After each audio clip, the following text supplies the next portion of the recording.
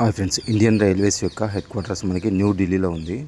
ఇక్కడ రైల్ భవన్ ఉంది కదా, ఇది వచ్చేసి హెడ్ క్వార్టర్స్. ఇది మనకి పార్లమెంట్కి దగ్గరలో ఉంది.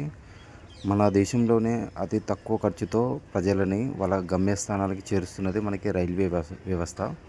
దీని ద్వారా మనకి ఎంతోమందికి ఉపాధి కూడా కల్పించబడుతుంది. అదేవిధంగా మనకి సరుకులు కూడా ఒక ప్రాంతం నుంచి ఇంకో ప్రాంతంకి అతి తక్కువ ఖర్చుతో సరఫరా చేయబడుతున్నాయి. ఒకరోజు ఇండియన్ రైల్వేస్ని ఉపయోగించి 1,60,00,000 మంది వరకు ప్రయాణిస్తున్నారని ఒక అంచనా అన్నమాట.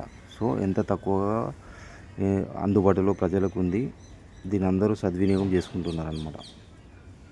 ఇందులో ప్రయాణించే ప్రజలకు భోజన పరంగా ఎలాంటి ఇబ్బందులు కలగకూడదని రైల్వే వ్యవస్థలోనే మనకి భోజన సదుపాయం కూడా సరసమైన ధరలలో ఏర్పాటు చేయడం జరిగింది.